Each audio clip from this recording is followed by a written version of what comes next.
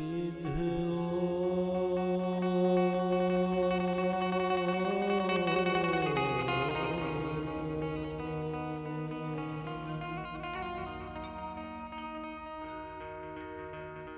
स्वस्ति श्री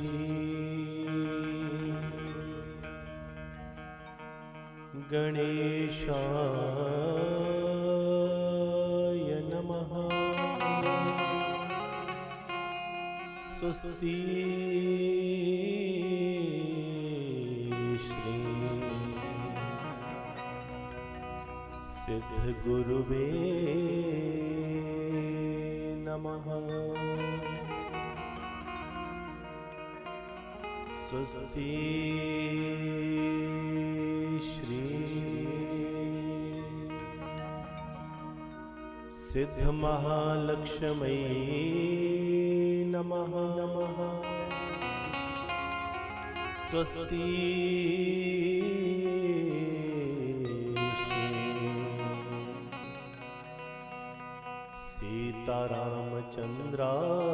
सीतारामचंद्राय नमः।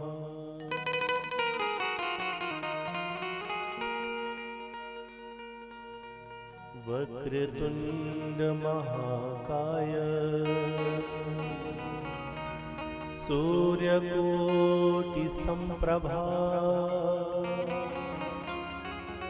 निर्विघ्नं कुरु मे देव सर्वकार्येषु सर्वदा।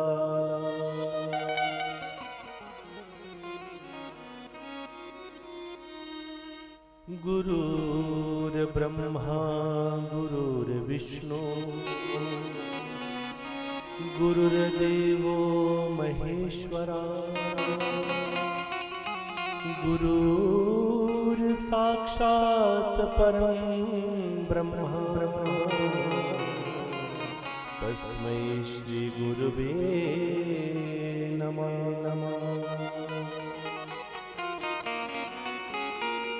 नारायणं नमस्कृत्यं नरं चैव नरोत्तमं देवीं सरस्वतीं व्यासं ततो जयमुदीरयेत्।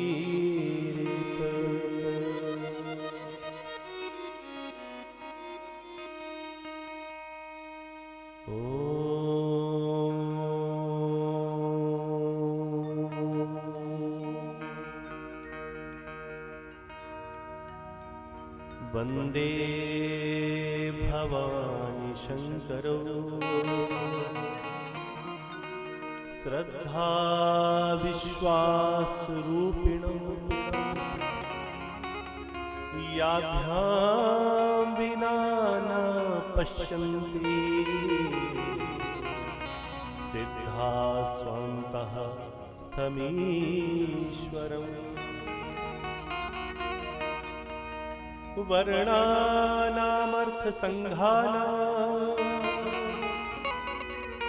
रसानां छन्दसामपि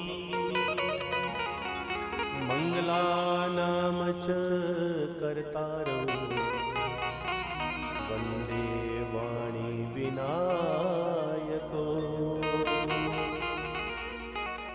वन्दे बोधमयं नित्यं गुरुं शंकर रूपिणं यमाश्रितो हि वक्रोऽपि चन्द्रः सर्वत्र वन्द्यते।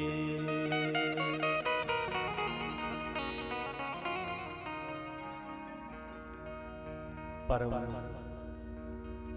पवित्रमयी आनंद प्रदायिनी परम सुख कारिणी सर्व दुख हारिणी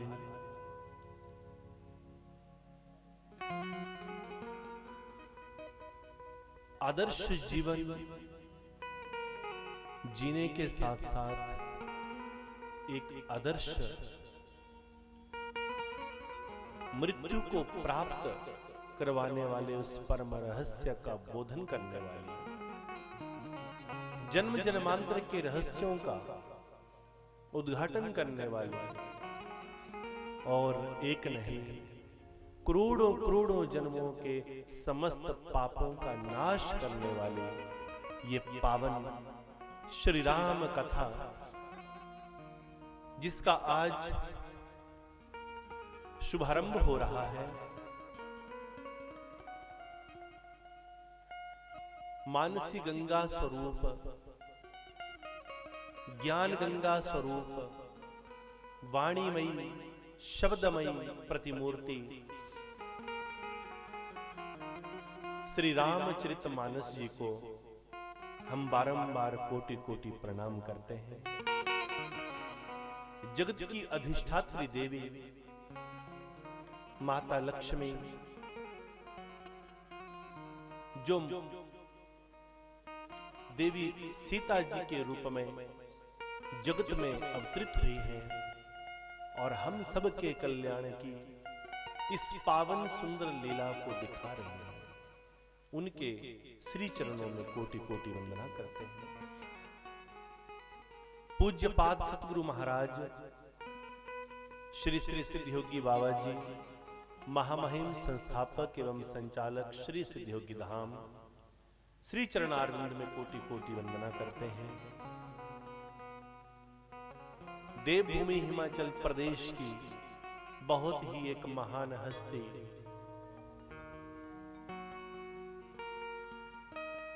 ब्रह्मलीन पूज्य काला बाबा जी महाराज के श्री चरणारविंद में बारंबार वंदना करते हैं और सनातनी संस्कृति के, हमारे सनातन के सभी संत महात्माओं को हम बारंबार प्रणाम करते हैं।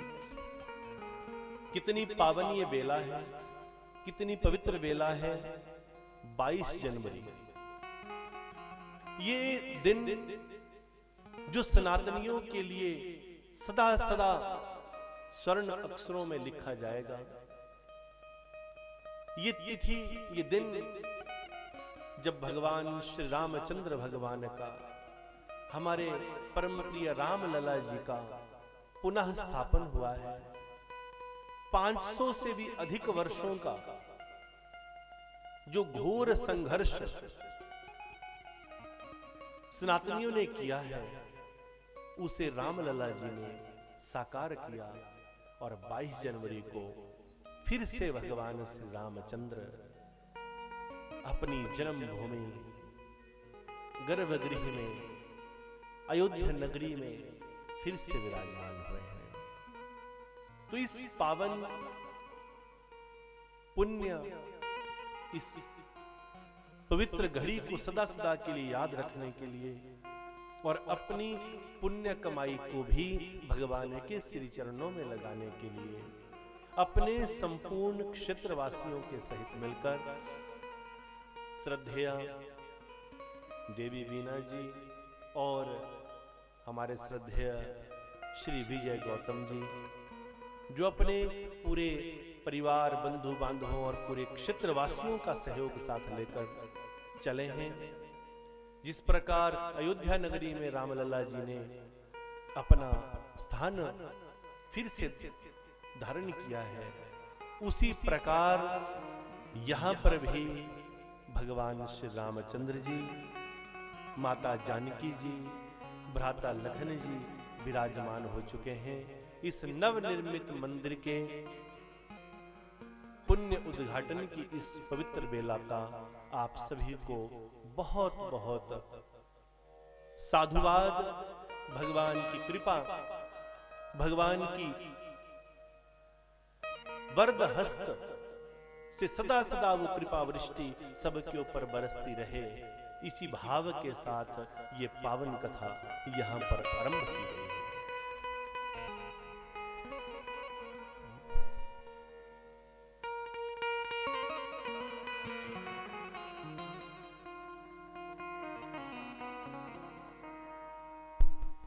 अपने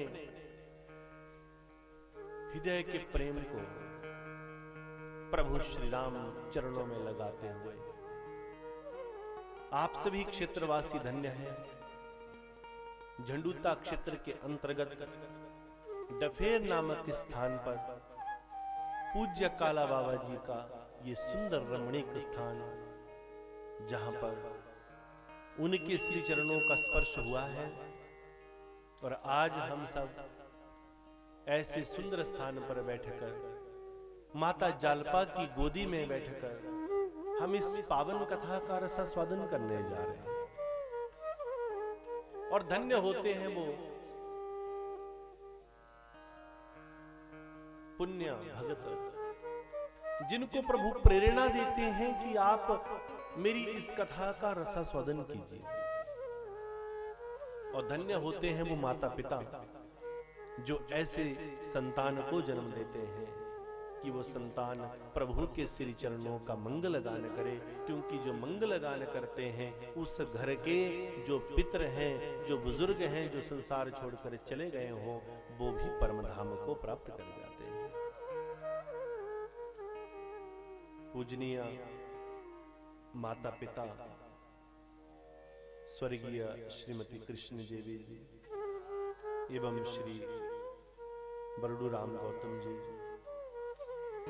जिनके पुण्य प्रेम भाव से ही शायद ऐसे मौके यहां पर प्राप्त हुए हैं। गौतम जी के सभी सगे संबंधी, रिश्तेदार, बंधु बांधव, समस्त गौतम परिवार जो भी यहां पर आज पहुंचे हैं, आप सभी का बारंबार स्वागत करते हैं, अभिनंदन करते हैं। ये पावन कथा, जिस कथा को स्वयं भगवान शिव अपनी वाणी से माता पार्वती को सुना रहे हैं। देखिए, राम कथा में जब हम प्रवेश करते हैं तो राम कथा का ये कह दूं कि अभी तक आपने कितनी भी कथाएं सुनी हो, परंतु ये 9 दिन जब आप श्री राम जी के चरणों में लगा दोगे तो ऐसे पल बड़ी मुश्किल से आते हैं। और शायद सौभाग्यशाली नहीं, परम सौभाग्यशाली होंगे वो लोग जो इन 9 दिनों तक प्रभु श्री रामचंद्र जी के चरणों में बैठेंगे। अद्भुतता देखिए कि जितनी भी कथाएं हैं, उन कथाओं को किसी न किसी संत ने अपने मुखारविंद से कहा है, परंतु ये कितनी पावन कथा है जिसे भगवान शंकर स्वयं अपने मुखारविंद से कह रहे हैं और माता पार्वती को सुना रहे हैं। ये वो कथा जिस कथा का सच्चे हृदय और भाव से श्रवण ना करने के कारण दक्ष की पुत्री सती को अपने शरीर तक को त्यागना पड़ा और ऐसे दंडित होना पड़ा, क्योंकि सती ने एक ही तो अपराध किया था, उन्होंने राम कथा सुनी पर उसके ऊपर विश्वास नहीं किया। राम कथा चली, देवी सती पूछती हैं भगवान शंकर से, हे भोलेनाथ, आप हर समय दोनों आंखें बंद करके किसका भजन करते रहते हैं? तो भगवान शंकर कैलाश में बैठकर सती से कहते हैं, सती, जिनका मैं भजन कर रहा हूं वो मेरे प्रभु इस समय संसार में नंगे पांव जंगल जंगल भटक रहे हैं। अरे और तो और सती, जिनका मैं हर समय गुणगान करता हूं, जिनका मैं आंखें बंद करके भजन सुमिरन करता हूं, वो मेरे राम इस समय जंगल जंगल तो भटक ही रहे हैं और एक राक्षस उनकी पत्नी को भी उठाकर ले गया है। देवी सती राम कथा का श्रवण कर रही हैं, परंतु हृदय में विश्वास नहीं था। कहा, प्रभु ऐसा नहीं हो सकता, ऐसे कैसे भगवान जिनकी पत्नी को कोई उठाकर ले गया? भगवान शंकर ने राम कथा सुनाई, सती ने विश्वास ना किया। भगवान शिव सती को अपने संग अगस्त्य मुनि के आश्रम में दंडकारण्य वन में लेकर गए। अगस्त्य मुनि ने भी सती को राम कथा सुनाई, पर फिर भी सती ने विश्वास ना किया और वही सती राम और लखन की परीक्षा लेने के लिए सीता का रूप धारण करके राम लखन के सम्मुख चली गई, उस समय जब सीता का अपहरण हो चुका था। देखती हूं कैसे भगवान है, क्या ये मुझे पहचान पाए। जैसे ही राम लखन वृक्ष के नीचे बैठे हैं, रो रहे हैं, पत्ते पत्ते से राम पूछ रहे हैं, इन पशु पक्षियों से पूछ रहे हैं, हे खग मृग हे मधुकर श्रोणी,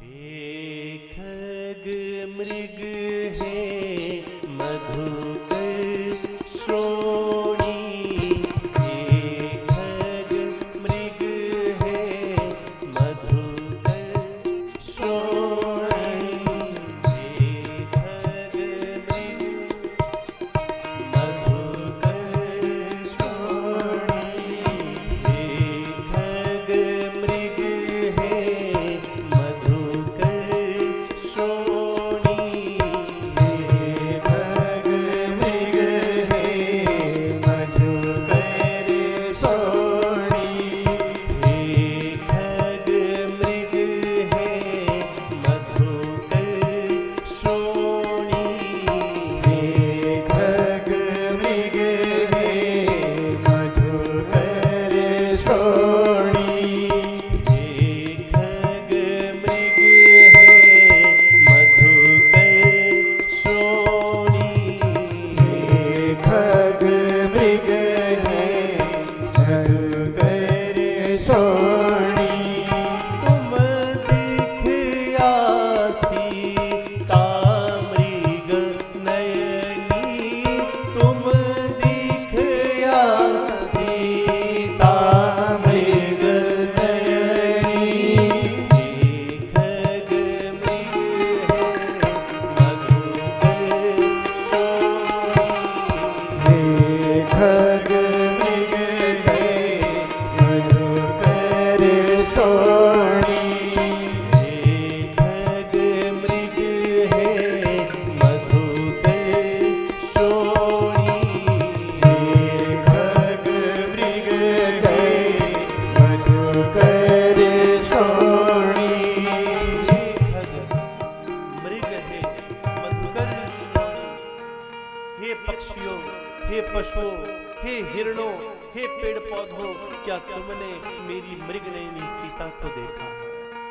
राम की आंखों से, नेत्रों से आंसू छम छम गिर रहे थे। राम रो रहे हैं। आज भगवान स्वयं, वो पूर्ण पुरुषोत्तम परमात्मा जो पूरी दुनिया को अपने इशारों पर चलाते हैं, आज वो भगवान उनकी आंखों से छम छम छम छम करते हुए आंसू गिर रहे हैं, और वो रो रो कर पेड़ पौधों से, पशु पक्षियों से, हिरणों से, पेड़ पौधों से पूछ रहे हैं, क्या तुम दिखया सीता मृगनयनी, क्या तुमने हमारी मृगनयनी सीता को देखा है? कोई जवाब नहीं आ रहा। राम लखन रो रहे हैं। लखन कह रहे हैं भाभी भाभी भाभी, राम कह रहे हैं सीते सीते सीते। और उस समय देवी सती ने, राम कथा का जब श्रवण आरंभ हुआ है, देवी सती ने अपने स्वामी के वचनों पर विश्वास ना किया, अगस्त्य मुनि के वचनों पर विश्वास ना किया, और उस समय देवी सती सीता का रूप धारण करके राम लखन के सम्मुख चली। जैसे ही सती को सीता के रूप में राम देखते हैं, प्रभु राम दोनों आंखें बंद कर लेते हैं, नैनों से आंसू गदगद गिरते जा रहे हैं। दोनों हाथ जोड़े, नजरें नीचे कर ली, आंसू गिर रहे हैं, और दोनों हाथ जोड़कर राम सती के सम्मुख कहते हैं, हे माता भगवती, हे जगजननी, आज आप मुझसे मिलने भी आई तो मेरी ही पत्नी का रूप बनाकर आई। मैं आज विधाता ने एक ऐसी लेखनी लिखी है कि जहां आज मुझे चारों तरफ से दुख ही दुख है, आज जगदम्बिका भी मेरे सामने आई तो मेरी ही पत्नी का रूप बनाकर आई। बताओ मैं आपको प्रणाम भी करूं तो कैसे करूं? रामचंद्र रोए, लखन रोए, और जैसे ही सती ने वचन सुने, सती चंभित हो गई, दौड़ती हुई वापस गई। भगवान शंकर ने धीरे से मुस्कुराकर कहा, सती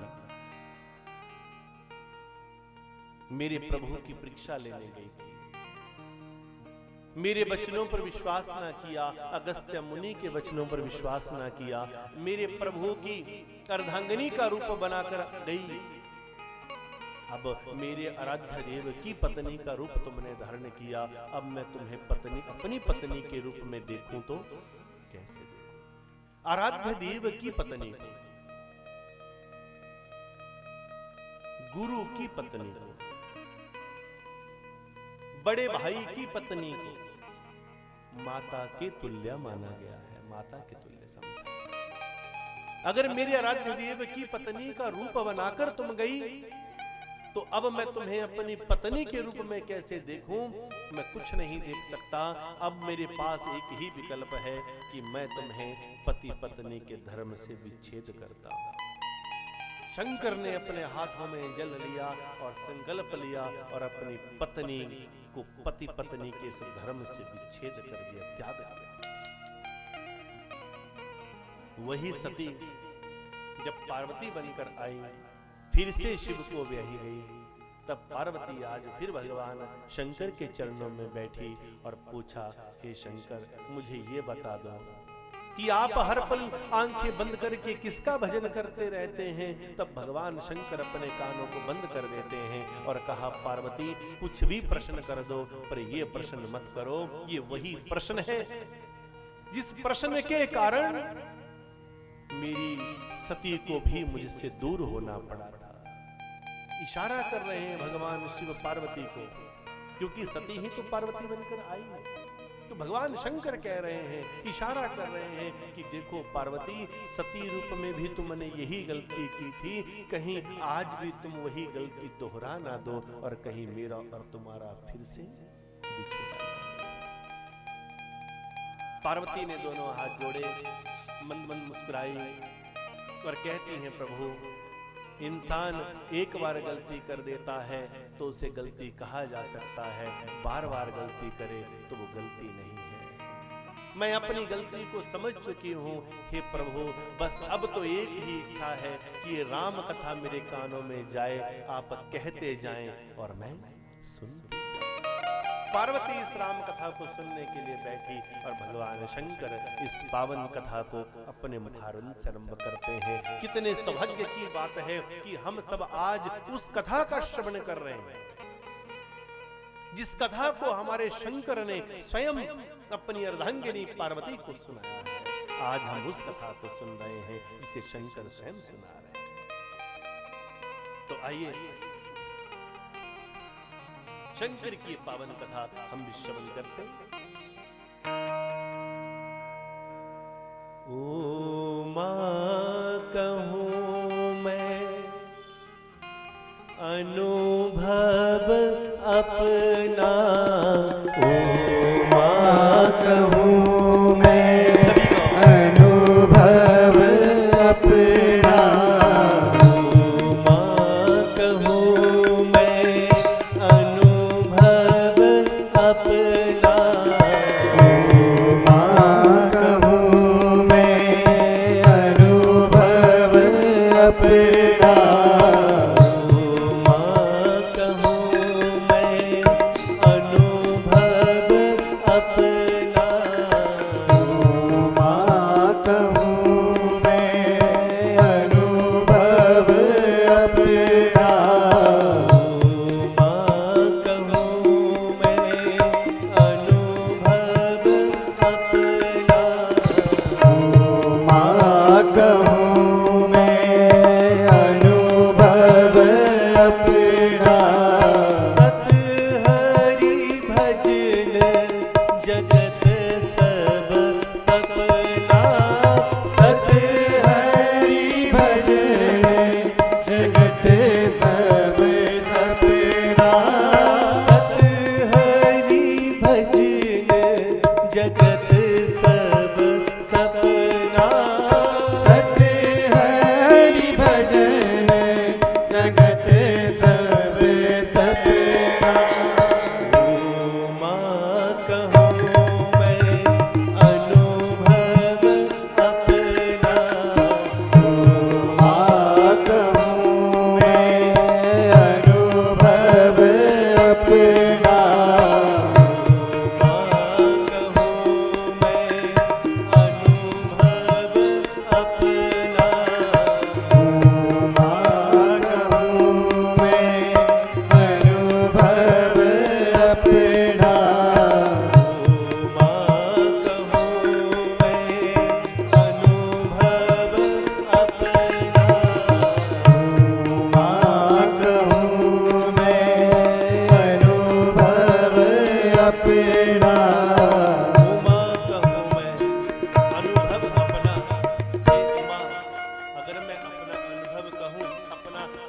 सेंस अगर मैं तुमसे शेयर करूं तो सत हरि भजन जगत सब सपना। इस दुनिया में सच केवल और केवल हरि का भजन है, राम का भजन है। राम के अलावा कुछ भी इस दुनिया में सत्य नहीं है। ये सारा के सारा जगत एक स्वप्न है, एक सपना है। हम समझ रहे हैं कि घर हमारा है, हम समझ रहे हैं कि जो वस्त्र हमने पहने हैं वो हमारे हैं, हम समझ रहे हैं कि जिस जमीन पर हम बैठे हैं वो हमारी है। अगर सच कहें तो ध्यान से सुनिएगा, इंसान अपनी जिंदगी में कितना फुट जमीन का टुकड़ा प्रयोग करता है। चाहे हम कितने भी बड़े से बड़े कोई साहूकार क्यों ना हो, परंतु जिंदगी में इंसान अगर जमीन का टुकड़ा प्रयोग करता है तो कितना केवल और केवल नापो अपनी जमीन को। जहां बैठे हो उस टुकड़े को नापो। आपके पास चाहे बीघे के हिसाब से, किले के हिसाब से कितनी बड़ी से बड़ी जमीनें आपके पास हो, परंतु इंसान प्रयोग कितनी जमीन करता है। जहां बैठे हो ये 2 फुट बाय 2 फुट की जमीन के ऊपर हम कब्जा करके बैठे हैं और अपने को साहूकार समझे बैठे हैं। केवल 2 फुट बाय 2 फुट की जमीन जहां हम बैठे हैं, समझ लो कि सच कहें तो उसी के ऊपर हमारा कब्जा है, बाकी हमारा कोई कब्जा। और जब हम जगत छोड़ के जाते हैं तो ये 2 फुट की जमीन भी नहीं मिलती। उस जमीन के ऊपर भी हमारा बाद में रह जाता है तो क्या, वो 10-20 ग्राम राख का ढेर रह जाता है, बाकी सब उमा कहूं मैं अनुभव अपना, सत हरि भजन जगत सब सपना। इस दुनिया में कुछ भी सत्य नहीं है, ये सब कुछ सपना है, एक स्वप्न है। जिस प्रकार रात्रि में आप सोए, स्वप्न आया, आपने कई बार देखा होगा, कई बार अच्छे अच्छे स्वप्न होते हैं, अच्छे अच्छे स्वप्न होते हैं। एक व्यक्ति नींद में सोया, उसके मन में एक इच्छा थी कि मुझे ऐसी लड़की कोई मिले जो इस गांव में सबसे सुंदर हो, उससे मेरा विवाह हो जाए। अब रोज उसके मन में क्या चला रहता था, कोई सुंदर लड़की मिल जाए, सुंदर और सुशील कन्या मिल जाए, उसी से मेरा विवाह हो जाए, उसी से मेरा विवाह हो जाए, अच्छे अच्छे बच्चे हो जाए, अच्छी जिंदगी जीऊंगा। वो गरीब व्यक्ति है, हर पल यही ख्याल कि मुझे सुंदर लड़की मिल जाए, कोई मेरी पत्नी मिल जाए। सोते समय जागते समय एक ही इच्छा, स्वप्नों में जी रहा व्यक्ति। आज अचानक से क्या हुआ, जंगल में लकड़ी काटने गया, पूरा दिन थक गया, रास्ते में थके थके सोचा थोड़ा विश्राम कर लो। एक बड़ा सुंदर पीपल का वृक्ष, बड़ा सुंदर, उसमें प्याला बना हुआ, चबूतरा बना हुआ, जैसे बनता है ना पीपल के वृक्ष। वो व्यक्ति प्याले पर बैठा और वहां वृक्ष की आड़ लेकर बैठा और सोचने लगा, वही एक सुंदर और सुशील कन्या मिल जाए, मेरा विवाह हो जाए। जहां जा रहा है स्वप्नों में खोया है। देखते देखते एकाएक क्या हुआ कि उस व्यक्ति को पीपल के वृक्ष की उस शीतल छांव में धीरे धीरे नींद पड़ गई और वहीं सो गया। अब प्याला बना हुआ पीपल का, वहीं सो गया। ये भी ख्याल नहीं, प्याला ऊंचा भी था, 3-4 फुट तो होता ही है। अब सोया पड़ा, उसे वही ख्याल, सुंदर सुशील कन्या मिल जाए, मेरा विवाह हो जाए। आज ऐसी नींद पड़ी, स्वप्न में ही एक सुंदर सुशील कन्या को देखने गया। देखा, दोनों की बातचीत हो गई, लड़की ने उसे पसंद कर लिया, विवाह हो गया। बड़ा बैंड बाजा बजा, खूब नाचने लगा, सुंदर सुंदर कपड़े पहने, विवाह करके वापस आया, घर पहुंचा। अपनी पत्नी रोज सुबह सुबह उठ के पनीर के परांठे खिलाने लगी। आहा, पनीर के परांठे खाने लगा, माखन की टिकिया रख के खाने लगा, खूब बढ़िया स्वाद लगने लगा धीरे। और ये कहाँ हो रहा है सब कुछ? स्वप्न में हो रहा है। और सोया कहाँ है? पीपल के ट्याले के ऊपर, वहीं दिन में विश्राम कर रहा है।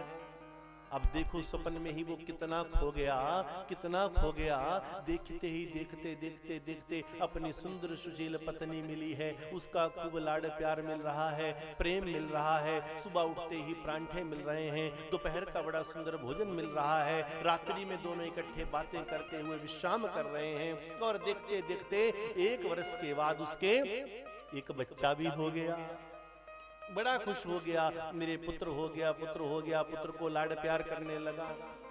स्वप्न में इतना खोया कि 1 साल के बाद एक बच्चा और हो गया। अब पत्नी के साथ सोया है, एक बच्चा बीच में आया तो दोनों बड़े प्रेम से सोए पड़े हैं। पत्नी बोली थोड़ा सा परे सरक जाइए। वो थोड़ा सा सरका। अब जिंदगी चल रही है, कहां चल रही है जिंदगी? स्वप्न में चल रही है। देखते देखते 1 वर्ष के बाद एक बच्चा और हुआ। अब 2 के बीच में कितने बच्चे आ गए? 2 आ गए। पत्नी ने बोला थोड़ा सरक जाइए। वो थोड़ा और सरका। देखते देखते जिंदगी चल रही है, बच्चों से खेल रहा है। 1 साल और बीता, स्वप्न में एक बच्चा और हो गया। अब 2 के बीच में बिस्तरा कितना छोटा सा। अब 2 के बीच में पहले एक बच्चा, फिर 2, अब तीसरा आ गया। पत्नी ने फिर बोला हाँ जी थोड़ा सरक जाइए। अब जैसे ही उसने प्यार से पत्नी ने बोला है, वो व्यक्ति फिर सरका और सरकते सरकते पीपल के ट्याले के नीचे गिर गया। जब नींद खुली, अरे तुमने क्या किया? मुझे गिरा दिया। आंखें खोली, कहां पत्नी कहां गई, बच्चे कहां गए? तो अर्थ ये है कि कुछ भी नहीं था। कहां जी रहा था? केवल स्वप्न में जी रहा था। वो व्यक्ति जो स्वप्न में जीते हैं वो इसी प्रकार गिर जाते हैं। स्वप्न में जीना ये बहुत गंदी आदत है। स्वप्न में जो जीते हैं वो गिर जाते हैं। महापुरुष कहते हैं स्वप्न में मत जियो। अगर आप अपने स्वप्न को पूरा करना चाहते हो तो सोकर ही, स्वप्न देखकर ही वो स्वप्न पूरा नहीं हो जाएगा। अगर स्वप्न को पूर्ण करना है तो तुम्हें जागना पड़ेगा और जागकर उस कार्य को करना पड़ेगा, अपनी मंजिल को पाना पड़ेगा। तो ऐसा ना हो कि उस भगत की तरह हम भी कहीं सरकते सरकते नीचे गिर जाएं और जब गिरे तो पता चले कि जो हम देख रहे थे वो हमारा नहीं था। ये कुछ भी हमारा नहीं है। ये धन, ये दौलत, ये कुछ भी हमारा नहीं है। इसका अर्थ ये नहीं है कि आप दौलत मत कमाओ। इसका अर्थ ये नहीं है कि आप अच्छे कपड़े मत पहनो। आप अपना लिविंग स्टैंडर्ड, आप अपना लाइफस्टाइल बहुत अच्छा रखिए, पर ये जरूर ध्यान रखिए कि जो कुछ भी हम जी रहे हैं ये हमारी वास्तविकता नहीं है, ये एक स्वप्न है। तब भगवान शंकर क्या कहते हैं? अब एक एक चौपाई को आप समझते जाइएगा और गाते जाइएगा, क्योंकि याद रखिएगा कि जिंदगी में जितनी भी दुनिया में हम कथाएं सुनते हैं, उन कथाओं में और राम कथा में अंतर क्या है? बाकी सारी कथाएं सुनने के लिए हैं और राम कथा गाने के लिए है। राम कथा में अगर आपने साथ में गाया नहीं तो आनंद नहीं आएगा। तो आओ उसी चौपाई से हम आरंभ कर रहे हैं, प्रवेश कर रहे हैं। ओ मां कहूं मैं अनुभव अपना,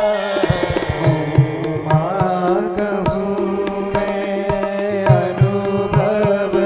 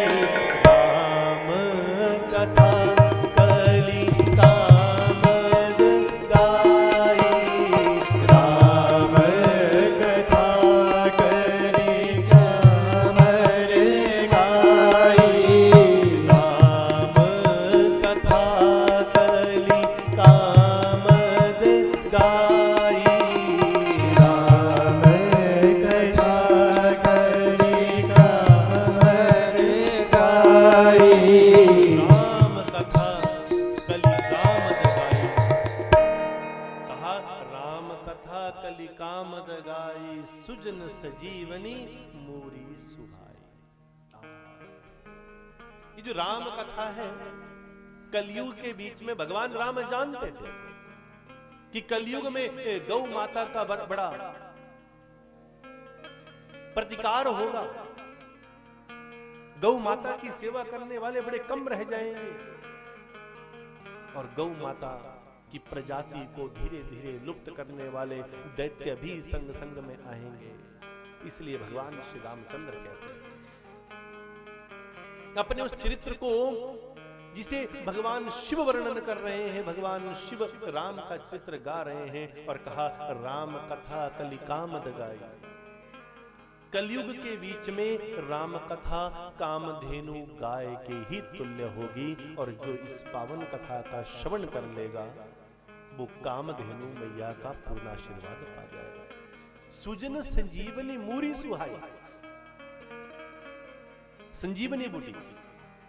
आहा, जब प्रभु राम के छोटे भाई लखन को जब वीर घातनी शक्ति लगी और उस समय जिस संजीवनी बूटी को लेकर हनुमान जी आए और लखन की इस वीर घातनी शक्ति से भी रक्षा की, समझ लीजिए कि जब हमारे ऊपर वीर घातनी शक्ति चलेगी, जब हमारी वीरता को भी ये दैत्य मान लो हरण करना चाहेंगे, तो उस समय क्या कहा, सुजन संजीवनी मोरी सुहाई। ये राम कथा संजीवनी बूटी है उन सज्जनों के लिए जो राम के चरणों का आसरा लेते हैं। ये राम कथा संजीवनी बूटी है उन भक्तों के लिए जिनकी जिंदगी में कोई ना कोई दुख आ जाता है। ये राम कथा संजीवनी बूटी है उनकी जिंदगी में जो काम के प्रभाव के कारण या माया के प्रभाव के कारण यहां बंध जाते हैं, यहां डूबने लगते हैं। देखो, एक डाकू है, बहुत बड़ा डाकू, नाम है रत्ना। तो रत्ना नाम का डाकू रोज लूटपाट करता है, चोरी डकैती करता है, ठगी करता है, उल्टे सीधे काम करता है। आज वो डाकू लुटेरा चोरी करने के लिए, लूटपाट करने के लिए ही एक वृक्ष की आड़ में बैठा था। तो वहां अचानक से देवर्षि नारद का उस तरफ से आगमन हुआ। जैसे ही नारद जी वहां आए तो वो डाकू एकदम से बाहर निकला अपने हाथ में चाकू तलवार लेकर। कहा, देखिए ऋषिवर, मैं पेशे से बहुत बड़ा लुटेरा हूं, परंतु आपकी वेशभूषा संतों वाली लग रही है तो मैं आपके ऊपर आक्रमण नहीं कर सकता। ऐसा करो, तुम्हारे पास जो कुछ है ना वो हमें दे दो। अब देवर्षि नारद मुस्कुराए और धीरे से बोला, देखो डाकू, मेरे पास जो है ना उसे तुम चाहकर भी लूट नहीं सकते। तो लुटेरा एकदम से अपनी नजरें तीखी की और बोला, देखिए नारद जी, आपके पास जो कुछ है वो लूट तो लूंगा, मैं चाहता हूं कि आपका अपमान ना करूं, इसलिए आप स्वयं ही सबको दे दीजिए। तो नारद धीरे से मुस्कुराए और बोला, तुम्हारा नाम क्या है? बोला, मेरा नाम है रत्ना। रत्ना डाकू को दुनिया जानती है, हमारा नाम चलता है। वो कहते हैं, बोला भाई का नाम चलता है। नारद सामने खड़े हैं, रत्ना डाकू बिल्कुल तेज नजरें करके खड़ा, हाथ में तलवार लेकर, चाकू लेकर। नारद धीरे से बोले, देखो रत्ना, चलो मेरा तुमसे एक वादा रहा कि जो तुम कहोगे मैं कर दूंगा, मैं अपना सब कुछ स्वयं ही उतार कर तुम्हें दे दूंगा, सब कुछ लुटा दूंगा। पर एक काम करो, केवल एक बार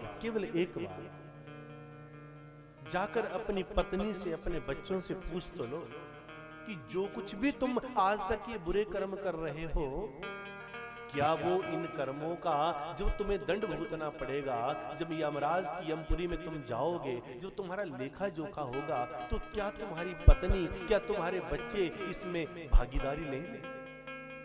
अब रत्ना डाकू थोड़ा सा हिला, बोला, महाराज ये तो मैंने कभी देखा नहीं, सोचा नहीं। बोला, जाओ, मैं यही तुम्हारा इंतजार करूंगा।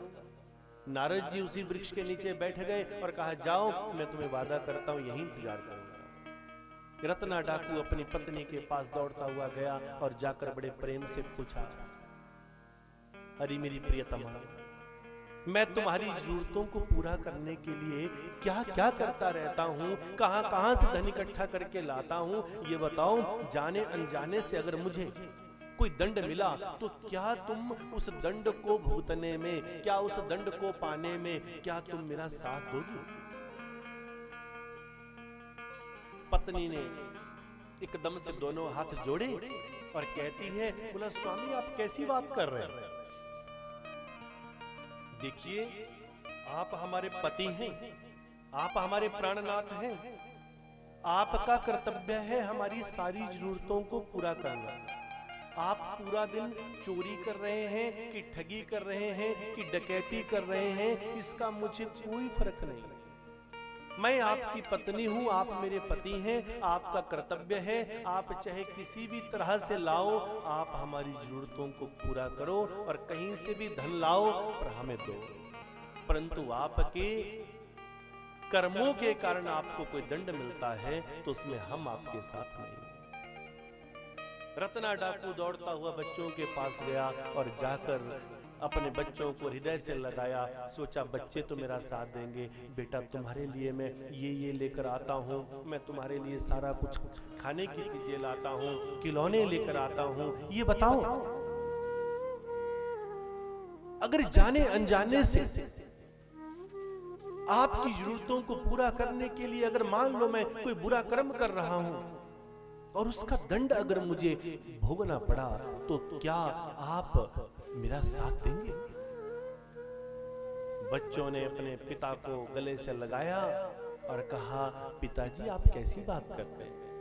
हम तो बच्चे, हमारे लिए क्या अच्छा क्या बुरा, क्या अच्छा कर्म है क्या बुरा कर्म है, ये हम कुछ नहीं जानते। हमें तो केवल इतना पता है आप हमारे प्यारे पापा हो, आपका फर्ज है आप हमारे लिए सब कुछ लाकर दो, बाकी दंड क्या है, हम किसी चीज में तुम्हारे साथ नहीं। रत्ना डाकू के पांव के नीचे से जमीन खिसक गई, रोने लगा, बिलखने लगा, दौड़ता हुआ नारद जी के पास गया और कहा, नारद जी मेरी पत्नी मेरे बच्चे सब साथ छोड़ गए, आज तो ऐसा लग रहा है आज तो मैं मरा, आज तो मैं मरा, आज तो मैं मरा। आज ऐसा लग रहा है मेरे पांव के नीचे से जमीन खिसक गई, आज तो मारा गया, आज मुझे बचाने वाला कोई नहीं है। नारद कहते हैं तुम्हें कैसा अनुभव हो रहा है? बोला, गुरुदेव ऐसा लग रहा है कि सचमुच में आज मैं मरा, आज तो मारा गया, आज ना आगे रास्ता दिख रहा ना पीछे रास्ता दिख रहा, आगे कुआं है पीछे खाई है बीच में दलदल है, जाऊं तो कहां जाऊं? तब नारद ने कहा, तुम्हारा हृदय क्या कह रहा है? बोला, बस एक ही आवाज आ रही है कि आज तो मैं मारा गया, आज तो मैं मरा मरा मरा। नारद कहते हैं, हे रत्ना, अगर तुम्हें लग रहा है कि आज तुम मारे गए तो इस शब्द को ही जपना शुरू कर दो।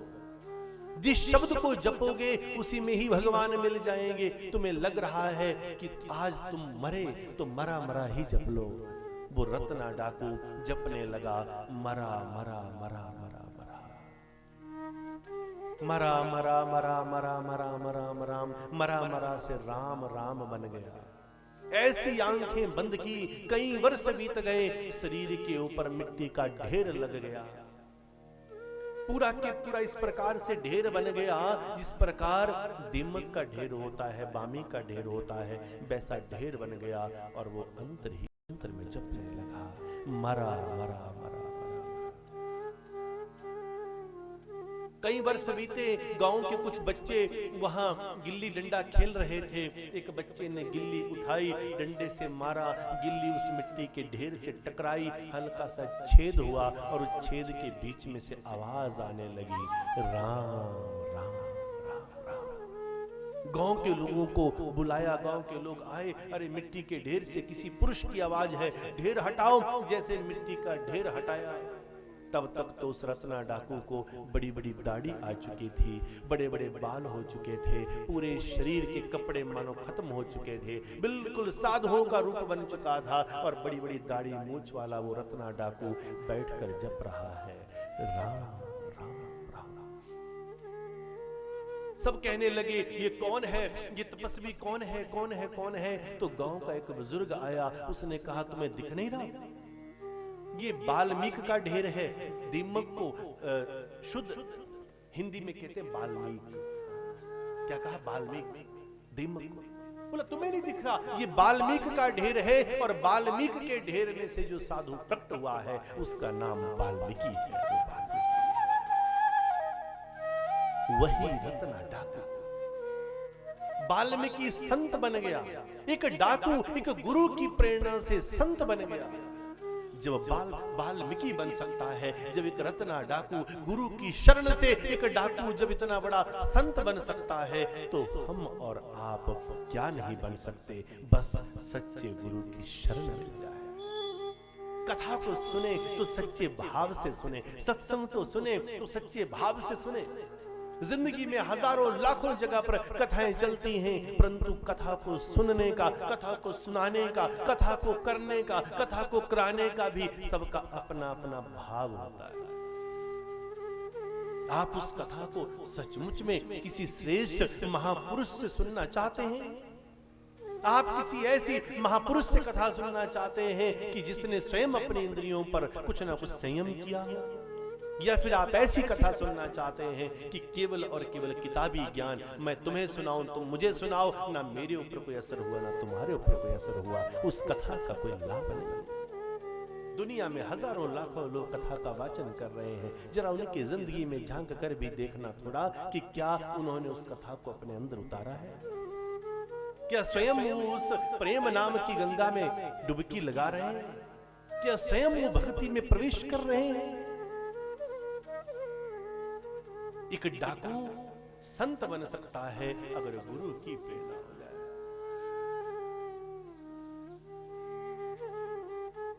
जान आदि कवि नाम प्रताप, जान आदि कवि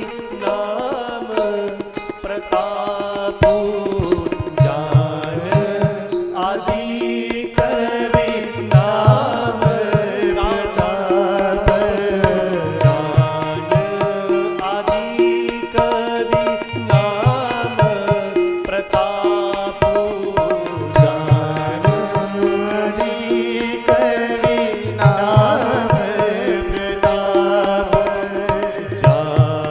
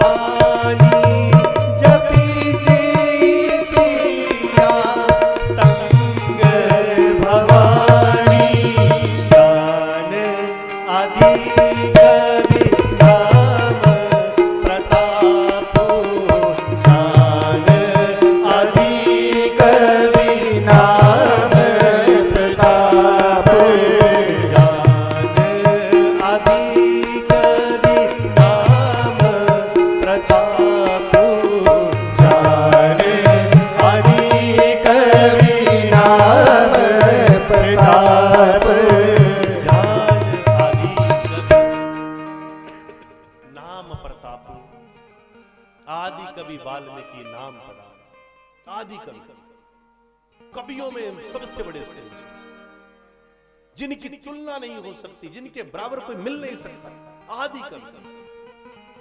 आदि कवि का अर्थ आप ये ले सकते हैं कि ना भूतो ना भविष्यति जितना बड़ा कवि ना कोई उनसे पहले ना कभी बाद में हो सकता है ऐसे आदि कवि वाल्मीकि नाम पड़ गए तो अर्थ क्या है कहा सहस नाम सम सुनी शिववाणी इस नाम को जैसे जैसे इस नाम को मैया पार्वती शंकर से सुनने लगी जपी जेई पिया संग भवानी इसी प्रकार वो अपने पिया के संग भवानी इस नाम को जपने लग गई। राम कथा का प्रभाव क्या होना चाहिए कि जब आप राम कथा सुने तो आप ना भी चाहे तो आपके मुख से ये नाम चलना शुरू हो जाए आप ना भी चाहें तो आपके मुख से आपके कंठ से आपकी जीभा से आपके हृदय से ये नाम चलना शुरू हो जाए। भगवान शंकर कहते हैं हे पार्वती जब मैं राम राम जपता हूं और जब तुम मेरे संग राम राम जपती हो ना तो ये राम नाम मेरे हृदय को बड़ा आनंदित करता है। ये राम नाम मेरे हृदय को इतना आनंदित करता है कि मैं इसका वर्णन नहीं कर सकता। भगवान राम कहते हैं आओ पार्वती मैं तुम्हें श्री राम तारक मंत्र का ज्ञान देता हूं।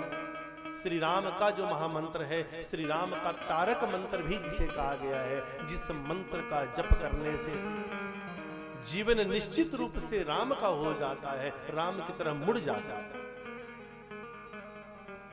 भगवान शंकर कहते हैं हे पार्वती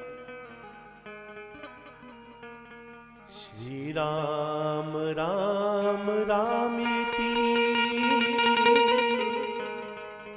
रमे रामे मनोरमे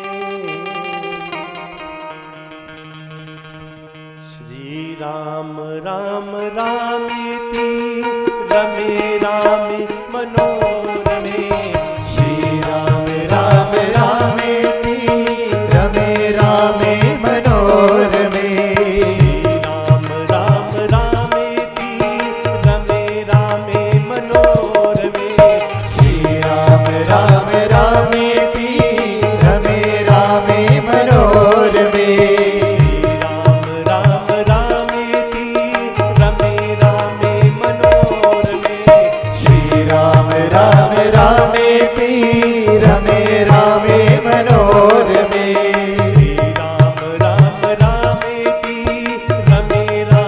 मनोरमे राम रामेति रमे रामे मनोरमे सहस्र नाम तत्तुल्यम सहस्र नाम तत्तुल्यम सहस्र नाम तत्तुल्यम सहस्र नाम तत्तुल्यम राम नाम बरानने राम नाम बरानने राम नाम बरानने राम राम रामेति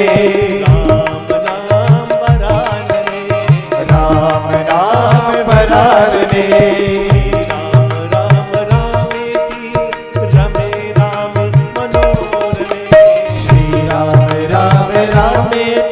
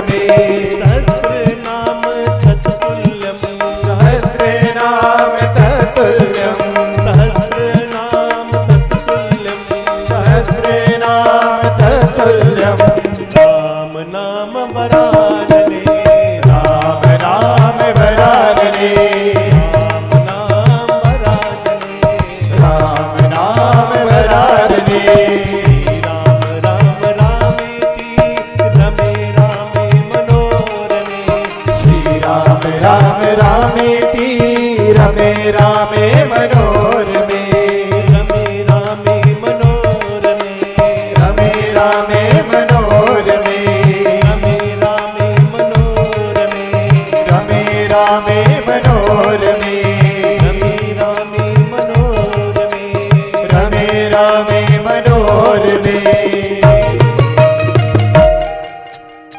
इसे भगवान शंकर कह रहे हैं, हे पार्वती, श्री राम राम रामेति रमे रामे मनोरमे सहस्त्र नाम तत्तुल्यम राम नाम वरानने। भगवान शंकर कह रहे हैं पार्वती से, हे पार्वती, श्री राम श्री राम श्री राम राम राम ऐसे कहते जाओ, और जब ये राम राम राम मैं कहता जाता हूं ना, ये राम नाम मेरे मन को, मेरे हृदय को बड़ा आनंद देता है। सहस्त्र नाम तत्तुल्यम,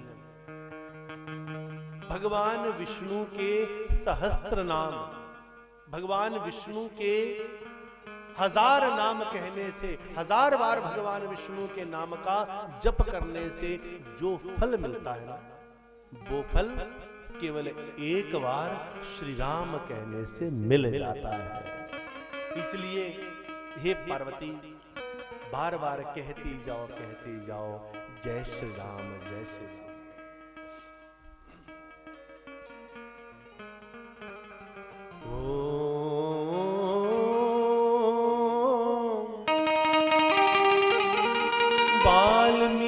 वाल्मीकाय नमः।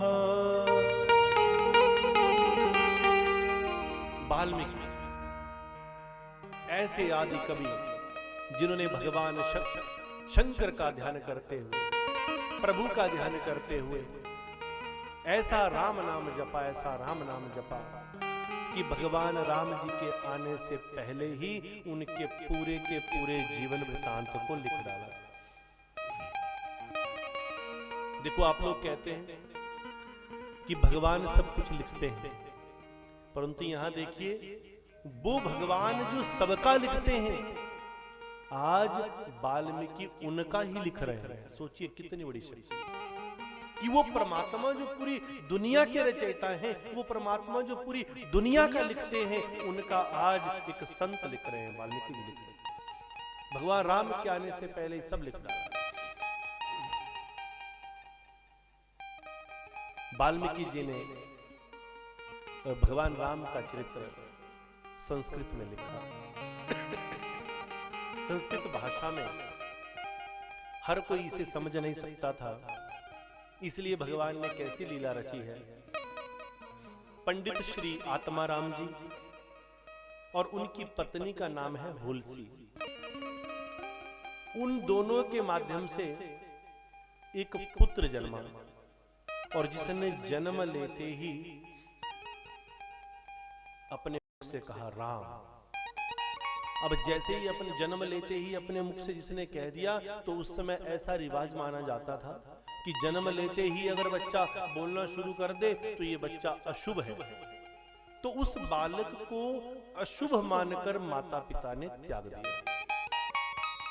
कुछ समय के बाद माता पिता की मृत्यु भी हो गई, परंतु माता पिता ने जिस बालक को अशुभ जानकर छोड़ दिया, त्याग दिया, पंडित आत्माराम और माता हुलसी के माध्यम से जो पुत्र हुआ है, जिसका नाम रखा गया है तुलसी, जिसे अशुभ जानकर छोड़ दिया गया।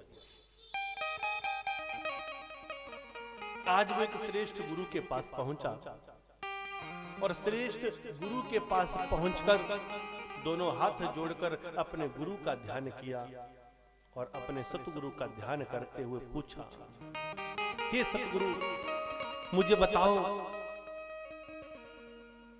एक व्यक्ति, एक बालक जिसे जन्म लेते ही माता पिता ने ही त्याग दिया हो, उसे करना क्या चाहिए? तो बालक अपने गुरुवर को याद करता है। गुरुजी का नाम है श्री नरहरिदास।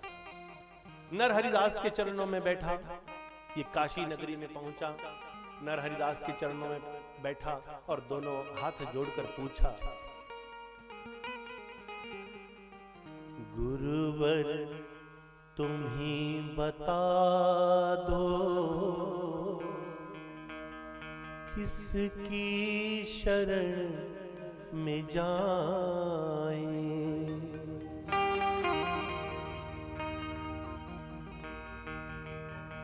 गुरुवर तुम ही बता दो किसकी शरण में जाएं। जब सारे रास्ते बंद हो जाएं तो प्रश्न कहां पूछना? अपने सतगुरु से, अपने गुरुवर को याद करना। रास्ते सारे बंद हो गए। सोचो, आप लोग कहते हैं हमें ये दुख मिल गया, ये हो गया, वो हो गया। क्या इतना बड़ा दुख किसी को मिला होगा कि जन्म लेते ही माता पिता ने त्याग दिया? जन्म लेते ही जिसे अशुभ कहकर छोड़ दिया गया। और गलती क्या थी? जन्म लेते मुख से क्या कहा? आप किसी घर में जाइए और वहां जाकर जोर जोर से कहिए राम नाम सत्य है, राम नाम सत्य है। तो आपके साथ भी यही होगा। घर वाले पकड़ के पीट पीट के बाहर फेंक देंगे। शर्म नहीं आती? हमारे घर में कह रहे हो राम नाम सत्य। भगवान शंकर ने जो हमें कहा कि जे उमा में कहूं अनुभव अपना, सत हरि भजन सत हरि नाम जगत सब सपना। केवल एक ही नाम सत्य है। ये जो लिखा राम नाम सत्य है, ये हमने नहीं कहा, किसी इंसान ने नहीं कहा। स्वयं किसने कहा? भगवान शंकर ने कहा, हे पार्वती सत हरि। तुलसी ने अपने मुख से कहा राम। माता पिता ने त्याग दिया। माता पिता की मृत्यु भी थोड़े समय के बाद हो गई, पर आज वो बालक भटकता भटकता काशी नगरी पहुंचा और वहां जाकर गुरुदेव नर हरिदास के चरणों में बैठा और दोनों हाथ जोड़कर पूछा, गुरुवर तुम ही बता दो किसकी शरण में जाएं। गुरुवर तुम ही बता दो किसकी शरण में जाएं। गुरुवर तुम ही बता दो किसकी शरण में जाएं। गुरुवर तुम ही बता दो किसकी शरण में जाए। किसकी शरण में जाए।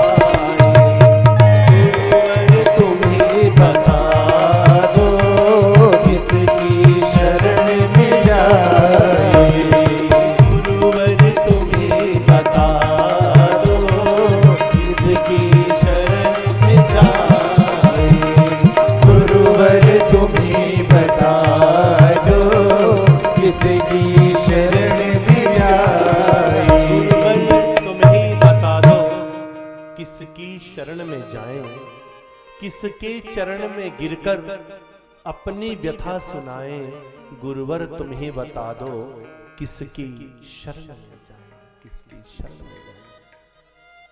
रोने लगा बालक, रो रो कर गुरुदेव के चरण पकड़े। गुरुदेव ने तुलसी को सारा का सारा ज्ञान दिया।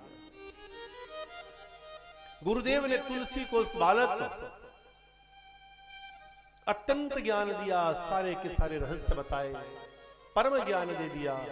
गुरु के चरणों में तुलसी बैठा, वहीं बड़ा हुआ और गुरुदेव की प्रेरणा से ही रत्नावली नाम की एक लड़की के संग इनका विवाह हुआ। तुलसी को ज्ञान तो बहुत आ गया, परंतु उस ज्ञान के आने के बाद भी तुलसी के अंदर से मोह माया दूर नहीं हुई। तुलसी माया में फंसा हुआ था। रत्नावली के संग विवाह हुआ। अपनी पत्नी देखने में बड़ी सुंदर थी, तो उसे इतना प्रेम करता था कि हर समय बस पत्नी के आगे पीछे चलता रहता था। बहुत लोग होते हैं ना, बहुत लोग ऐसे होते हैं। एक सज्जन कहीं हमारे भी संपर्क में कहीं मिले, तो मैंने ऐसा अनुभव किया कि जब भी उनको फोन करें, हाँ जी कहाँ है, गुरुजी मैं ससुराल में। जब भी पूछें कहाँ है, मैं ससुराल में।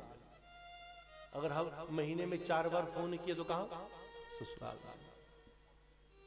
कई लोगों का ऐसा आदत रहती है, बार बार। अगर आप में कोई ऐसा बैठा होगा तो बुरा ना मानना, आप जरूर जाइए, जाना चाहिए, ऐसी कोई दिक्कत नहीं। अपना अपना मन है सबका, परंतु हर रिश्ते की एक मर्यादा है कि आप कितना जाएं और कब जाएं। तुलसी अपनी पत्नी से इतना प्रेम करते हैं कि हर वक्त उनका हाथ पकड़ के रहते हैं। जहां जाएंगे बड़े खुश हो गए, बोला इतनी सुंदर जो मुझे पत्नी मिली, इतनी तो किसी को नहीं मिली। अब कहीं गांव में मेला घूमने जा रहे, कभी इधर उधर जा रहे, तो हाथ पकड़ के चले। पत्नी बोली अरे लोग हंस रहे हैं, हाथ छोड़ दो, हाथ पकड़ के क्यों चले, कलाई पकड़ के क्यों चले। बोला देखो मुझे लोगों से कुछ नहीं लेना देना, तो हाथ पकड़े क्यों चले हो।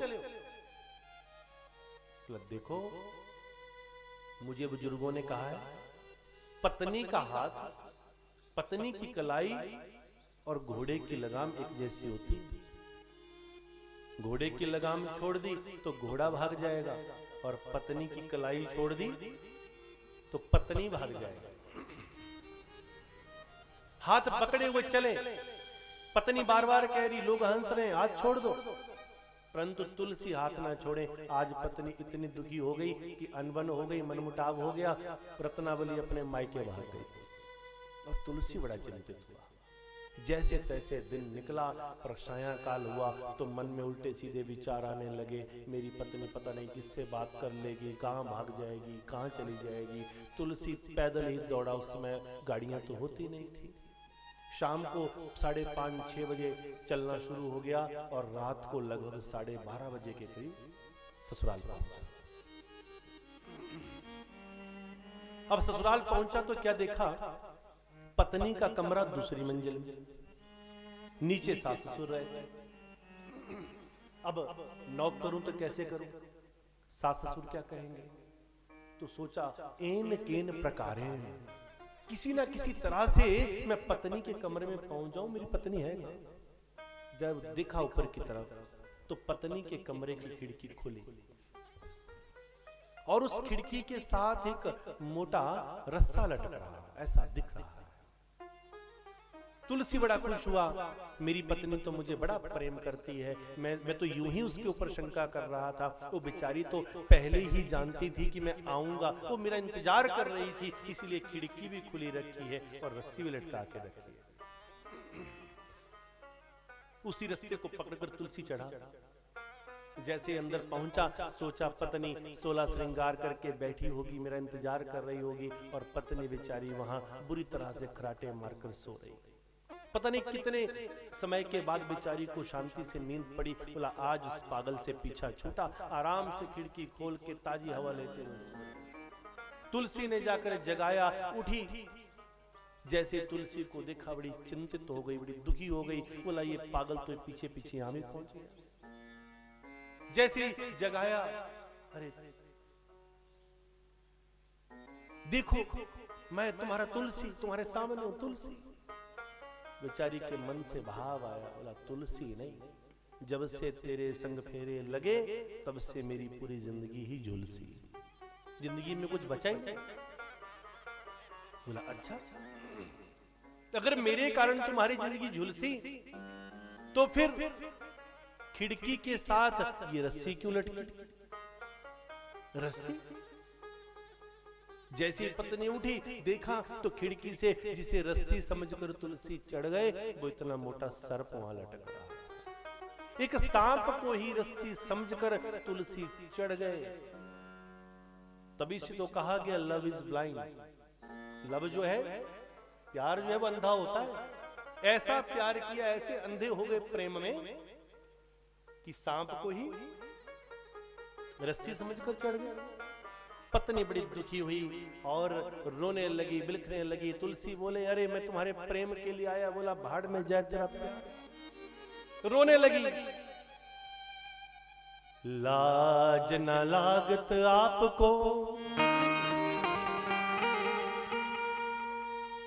लाज न लागत आपको, दौड़े आयहु आप, धिक धिक ऐसे प्रेम को, क्या कहूं मैं नाथ। धिकार है ऐसे प्रेम को, धिक धिक ऐसे प्रेम को, क्या करूंगा मैं तुम्हारे प्रेम को, तुम्हारे प्रेम को भाड़ जाए तुम्हारा प्रेम। रात को 12:30 बजे पहुंच गए। घर वाले क्या कहेंगे, और आए भी तो खिड़की से चढ़कर आ रहे हो, उल्टे सीधे रास्ते से आ रहे हो, सांप को ही रस्सी समझकर चढ़ गए। कैसा प्यार का भूत तुम्हारे सिर पर सवार हुआ। मर जाते तो दुनिया को क्या मुंह दिखाती। देखो रात को खिड़की से गिर जाते तो भी मर जाते, अगर सांप काट लेता तो मर जाते, तो दुनिया को क्या मुंह दिखाते। तुलसी चुपचाप बैठा, डांट सुनता, बिल्कुल ढीठ बन के बैठा, बड़ा ढीठ था तुलसी। अब पत्नी खूब डांट लगाए रही, फिर भी तुलसी देखो, फिर हाथ पकड़ने लगा, हाथ फेंका परे। बोला मैं तुम्हारे प्रेम के लिए आया। बोला कौन सा प्रेम? बोला तुम मुझे बड़ी अच्छी लगती हो, तुम मुझे बड़ी सुंदर लगती हो। आज परमात्मा ने जब किस्मत बदलनी होती है ना, कब किसके माध्यम से किस्मत बदल जाए पता नहीं चलता। आज पत्नी के ही माध्यम से भगवान ने तुलसी की किस्मत बदल दी। तुलसी बोले मैं तुमसे प्रेम करता हूं, तुम मुझे बड़ी सुंदर लगती हो, तुम मुझे बड़ी अच्छी लगती हो। तो एकदम से तुलसी की पत्नी रत्नावली कहती है, बोला कौन सा प्रेम? ये हड्डी से प्रेम कर रहे हो, इस चमड़े से प्रेम कर रहे हो, इस गंदगी के ढेर से प्रेम कर रहे हो। अस्थि चर्म में देह मम, अस्थि हड्डी, चर्म चमड़ा, अस्थि चर्म में देह मम, तामे ऐसी प्रीति। एक हड्डी मांस के ढेर से, इस गंदगी के ढेर से तुम इतना प्रेम कर रहे हो कि तुम्हें सांप भी रस्सी दिख रहा है। ऐसी प्रीति कर रघुवीर से, तो हो जाए भवभीति। अगर ऐसा प्यार, ऐसा पागलों की तरह प्यार अगर कहीं तुम रघुवीर से कर जाओ तो तुम भव से ही पार हो जाओगे मेरे तुलसी। जाओ, इस मिट्टी के ढेर से, इस गंदगी के ढेर से प्रेम मत करो। प्रेम कर सकते हो तो उस परमात्मा से प्रेम करो। तुलसी के जीवन में चोट लगी, तुलसी हाथ पकड़ने लगे, पत्नी पीछे फेंके, बोला हटो खबरदार, जो तुमने मुझे छुआ, तुमने मेरा जीना हराम कर दिया है, मैं तुम्हारी शक्ल भी देखना नहीं चाहती। और खास तौर पर जब कोई ये कह दे ना कि मैं तुम्हारी शक्ल नहीं देखना चाहती, याद रखना व्यक्ति चाहे उस शब्द को मुख से कहे ना कहे, पर उसे वो फील जब आता है ना, तो उस व्यक्ति की जिंदगी में ऐसा धक्का लगता है कि कहीं ना कहीं इंसान वो या तो बिखर गया या निखर गया, दो में से एक ही चीज है, तीसरी कोई चीज नहीं है। दिल के ऊपर जब चोट लगे, जब जब दिल पर चोट लगे तो दो में से एक होना संभव है। संसार के किसी भी रिश्ते नाते में, चाहे मोहब्बत में ठोकर पड़ जाए, चाहे लव फेलियर हो जाए, चाहे जिंदगी में अपनी मंजिल से कहीं पीछे गिर जाओ, जब भी दिल पर चोट लगेगी, दो में से एक होना पक्का है, या तो बिखर गए या फिर निखर गए, दो में से एक ही। तुलसी ने कहा, अगर तुम मुझसे इतनी नफरत कर रही हो, तुम कहती हो रघुवर से प्यार करूं, तो जा, मैं भी तुम्हें वचन देता हूं, आज से मैं रघुवर से ही प्रेम करूंगा। तुलसी ने उसी समय घर छोड़ा और जहां से चले थे फिर वही काशी नगरी में दौड़ते हुए गए। शंकर के चरण पकड़े, शंकर के चरणों को पकड़कर आज्ञा ली। बोला, शंकर जी बताओ मैं क्या करूं। जब आप सच्चे मन से कुछ चाहते हो ना, तो परमात्मा आपके ऊपर कृपा करता है। शंकर ने प्रेरणा दी, काशी में माथा टेका, दौड़ते हुए चित्रकूट पहुंचे और वहां जाकर राम नाम की माला जपना शुरू कर दिया। चित्रकूट के घाट पर लगी संतन की भीड़, तुलसीदास चंदन घिसे, तिलक करें रघुवीर। तुलसीदास ने चित्रकूट के घाट पर ऐसा राम नाम का चंदन घिसना शुरू किया, ऐसा राम नाम का चंदन घिसना शुरू किया कि राम स्वयं आए, स्वयं तिलक ले। राम ने तुलसी के जीवन को धन्य कर दिया और राम ने स्वयं आकर तुलसी से कहा, हे तुलसी, तुम मेरी कथा को लिख। वाल्मीकि जी की उस संस्कृत में लिखी हुई कथा को आज इस मूढ़, इस मूर्ख तुलसी ने आज खड़ी बोली अवधि में लिखना शुरू किया। जब बोले, अरे कौन सुनेगा इस कथा को, कौन पढ़ेगा इस कथा को, तुलसी ने ना औ देखा, ना तौ, ना इसकी सुनी ना उसकी। तुलसी ने केवल अपने प्रभु की सुनी, पूरी के पूरी रामचरितमानस अवधी भाषा में लिखी। और जब इस भाषा में लिख दिया तो इस ग्रंथ को सुंदर मखमली कपड़े में लपेट कर फिर से पहुंचे कहां, जहां से चले थे। चले कहां से थे? काशी से। काशी विश्वनाथ के चरणों में जाकर सुंदर मखमली वस्त्र में लपेट कर ये ग्रंथ रात्रि को रख दिया और कह दिया, शंकर तुम किसी और से बात करो ना करो, पर मैं पूरी रात यहाँ बैठूंगा, सवेरे मुझे तुम्हारा जवाब चाहिए। अगर मेरी लिखी हुई ये कथा सही है तो जवाब देना, अगर कोई गलती होगी तो बता देना। पूरी रात बैठा, शिव का ध्यान किया। प्रातः काल हुई, जैसे प्रातः काल हुई बंधो, जैसे ही तुलसी फिर से पहुंचे अपने उस ग्रंथ को देखने के लिए, तो कपड़े में जो गांठ रात्रि को बांधी थी वो गांठ खुली पड़ी थी। कपड़ा हटाया, जैसे ही रामचरितमानस को उठाया, रामचरितमानस को उठाया, अपने माथे से लगाया, भगवान का ध्यान किया। और जैसे ही अपने माथे से लगाया, रामचरितमानस को ग्रंथ उठाया, अपने माथे से लगाया, तो क्या देखा कि जहां लिखा था श्री रामचरितमानस, उसी के ऊपर प्रातः काल को लिखा हुआ मिला, सत्यम शिवम सुंदर। और भगवान शिव के हाथों का एक ऐसा निशान वहां पर अंकित मिला कि मानो भगवान शंकर ने उसके ऊपर स्टैंप लगा दी हो, अपने सिग्नेचर कर दिए हो कि हे तुलसी, तुमने जो ग्रंथ लिखा है वो पूरा के पूरा सटीक है, वो सत्य है, उसे कोई टाल नहीं सकता। उस ग्रंथ को माथे से लगाकर तुलसी फूले ना समाये। सारे संतों ने देखा, आज वो तुलसी जो वहां बैठे आज इतने मंत्र मुग्ध हो गए कि आज गंगा की धाराओं के सम्मुख, गंगा की धाराओं को साक्षी मानकर वो तुलसी अकेले ही राम कथा कहने लगे। सबसे पहले जब तुलसी ने ये कथा आरंभ की तो उस समय उनकी कथा सुनने वाला कोई नहीं था, केवल गंगा की धाराएं थी। और उन गंगा की धाराओं में ये राम नाम ऐसा बहने लगा कि जहां जहां ये धाराएं गई, जहां जहां ये ज्ञान गंगा बहने लगी, स्वतः ही संत महात्मा इकट्ठे होने लगे। और संत इकट्ठे होते होते दौड़े और तुलसी बाबा के चरणों में आकर बैठ गए। तुलसी तुलसी बाबा क्या कहने लगे,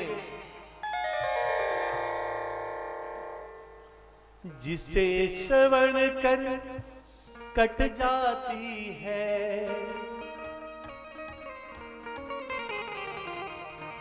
जिसे श्रवण कर मिट जाती है, जन्म जन्म की व्यथा ये है राम कथा, ये है राम कथा, ये है राम कथा, ये है राम कथा, ये है राम कथा, ये है राम कथा, ये है राम कथा, ये है राम कथा। जिसको सुनकर कट जाती है, इसको सुनकर बन जाते हैं, जिसे श्रवण कर कट जाती है, जिसे श्रवण कर कट जाते हैं, जन्म जन्म की व्यथा ये है राम कथा, ये है राम कथा, ये है राम कथा, ये है राम कथा। जय है राम कथा, जय है राम कथा, जय जय राम कथा, जय जय राम कथा। जिसे श्रवण कर मिट जाती है, जिसे श्रवण कर मिट जाती है, जिसे श्रवण कर कट जाती है, जिसे श्रवण कर कट जाती है, जन्म जन्म की व्यथा ये है राम कथा, ये है राम कथा, ये है राम कथा, ये है राम कथा। राम कथा कलिका मत गाई, राम कथा कलिका ने गाई, कथा कलिका मत गाई, राम कथा कलिका मत गाई, सुजन सजीवन मोर सुहाई, सुजन सजीवन मोर सुहाई, सुजन सजीवन मोर सुहाई, सुजन सजीवन मोर सुहाई। बोधि विश्राम सकल जन रंजन, बोधि विश्राम सकल जन, राम कथा कलि कलुष विभंजन, राम कथा कलि कलुष विभंजन, राम कथा कलि कलुष विभंजन, राम कथा कलि कलुष विभंजन। हीरा परमारथ बन जाए, तेरा परमारथ बन जाए, हीरा परमारथ बन जाए, तेरा परमारथ बन जाए। नारद करके जय जय राम कथा, जय श्री राम कथा, जय जय राम कथा, जय जय राम कथा। जिसे श्रवण कर मिट जाती है, जिसे श्रवण कर मिट जाती है, जिसे श्रवण कर मिट जाती है, जिसे श्रवण कर मिट जाती है, जन्म जन्म की व्यथा ये है राम कथा, ये है राम कथा, ये है राम कथा, ये है राम कथा। ये है राम कथा, ये है राम कथा, ये है राम कथा, ये है राम कथा, ये है राम कथा, ये है राम कथा, ये है राम कथा। जिसे श्रवण कर कट जाती है, जन्म जन्म की व्यथा ये है राम कथा, ये है राम कथा। गोस्वामी तुलसीदास जी ने राम कथा आरंभ की, संत महात्माओं की भीड़ लग गई, जो आवे वो गाते जावे। पूछा तुलसी जी आप हमें कौन सी कथा कहने जा रहे हैं? तो तुलसी कहते हैं मैं तुम्हें वो कथा सुनाने जा रहा हूं, मैं तुम्हें वो कथा सुनाने जा रहा हूं जिस कथा को याज्ञवल्क महाराज भरद्वाज मुनि को तीर्थराज प्रयागराज में सुना रहे हैं। देखिए इसे कहा गया मानस, मानस सरोवर। कैलाश में क्या है? मानस सरोवर जानते हैं ना? तो जैसे कैलाश में मानस सरोवर है, वैसे ये जो राम कथा है ना, ये जो रामचरित मानस है, इसे कहा गया मानस। मानस क्यों कहते हैं? मानस का अर्थ मान सरोवर से लिया है। मान और स से सरोवर, तो कहा मानस। तो कैलाश में जो मान सरोवर है, जिसमें डुबकी लगाने से जन्मों जन्मों के जो दुख है, व्यथाएं कट जाती हैं, वैसे ही इस मानस में डुबकी लगाने से भी जन्म जन्म की व्यथा कट जाती है। एक सरोवर, मान सरोवर, सरोवर के हमेशा 4 घाट होते हैं। सरोवर किसे कहते हैं? सरोवर का अर्थ है एक ऐसा स्थान जो चारों तरफ से बिल्कुल बंधा हुआ हो, बीच में पानी भरा हुआ हो, उसे क्या कहते हैं? सरोवर। उस सरोवर में उतरने के लिए कितने रास्ते बनाए जाते हैं? सरोवर में सामान्यतः अधिकांशतः 4 रास्ते होते हैं, और जहां जहां से हम सरोवर के अंदर जाते हैं उसे कहते हैं घाट। क्या कहते हैं? घाट। तो मान सरोवर के भी 4 घाट हैं। पहला घाट काशी का घाट है, काशी घाट, जिसे 80 घाट भी कहते हैं। तो ये जो पहला घाट है वो काशी में है, जहां तुलसी बाबा गंगा की धाराओं को कथा सुना रहे। इसी मानसरोवर में, इसी मानस में जाने के लिए जो दूसरा घाट है वो तीर्थराज प्रयागराज है, जहां पर आज 144 सालों के बाद आने वाले इस महाकुंभ का दर्शन हो रहा है। उस तीर्थराज प्रयागराज में याज्ञवल्क्य महाराज ये पावन कथा भरद्वाज मुनि को सुना रहे हैं। इसी मानस का तीसरा घाट,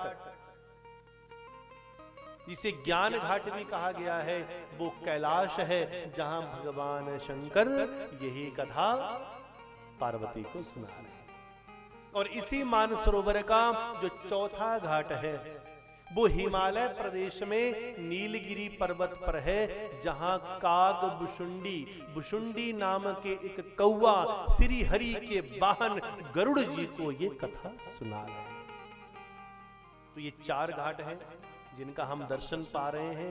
चारों घाट पर एक भाव में कथा चल रही है, एक एक वक्ता है और एक एक श्रोता है।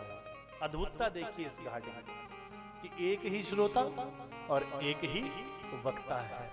यहाँ पर तो देखिए फिर भी बहुत श्रोता हैं, परंतु इन चारों घाट पर जब पहली बार कथा शुरू हुई तो एक ही वक्ता और एक ही श्रोता। तब गोस्वामी तुलसीदास से पूछा, तुम हमें कौन सी कथा सुनाओगे? बोला, मैं तुम्हें वो कथा सुनाऊंगा जो याज्ञवल्क्य महाराज ने भरद्वाज मुनि को सुनाई। भरद्वाज मुनि ने याज्ञवल्क्य से पूछा, महाराज आप मुझे कौन सी कथा सुनाओगे? बोला, मैं तुम्हें वो कथा सुनाऊंगा जो शंकर ने पार्वती को सुनाई। पार्वती ने शंकर से पूछा, प्रभु आप मुझे कौन सी कथा सुना रहे हैं? बोला, मैं तुम्हें वो कथा सुनाने जा रहा हूं जो कागभुशुंडी ने गरुड़ को सुनाई है। तो 4 घाट पर 4 वक्ता और 4 श्रोता इस कथा का श्रवण कर रहे हैं। गोस्वामी तुलसीदास ने बड़ी सुंदर महिमा लिखी है और 7 श्लोक आरंभ में लिखे और तब इस कथा को आरंभ किया। आपको लग रहा होगा कि कथा आरंभ हो चुकी है। मैं आपको बताना चाहता हूं कि अभी तक कथा आरंभ नहीं हुई है। अभी केवल और केवल कथा की इंट्रोडक्शन, अभी तक केवल और केवल कथा की इंट्रोडक्शन चल रही है, अभी कथा की भूमिका चल रही है। अब कथा में हम प्रवेश करने लगे। आपको लग रहा है कि कथा अब विश्राम होने वाली है और हम कह रहे हैं कि कथा अब आरंभ होने वाली है। तो कथा आरंभ हुई। 7 श्लोक लिखे। वर्णानाम अर्थ संघाना रसानाम छंदसामपि मंगलानाम च कर्तारौ वंदे वाणी विनायकौ। पहले श्लोक में गोस्वामी तुलसीदास जी माता सरस्वती और गणपति जी की वंदना करते हैं। दूसरे श्लोक में भवानी शंकरौ वंदे वंदे श्रद्धा विश्वास रूपिणौ याभ्यां विना न पश्यन्ति सिद्धा स्वान्तः स्थमीश्वरम्। दूसरे श्लोक में भगवान भवानी शंकर का ध्यान किया है गोस्वामी तुलसीदास ने।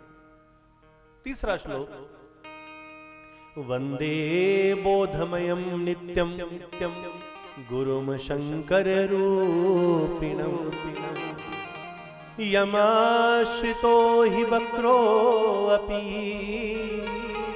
चंद्रः सर्वत्र वंद्यते। तीसरे श्लोक में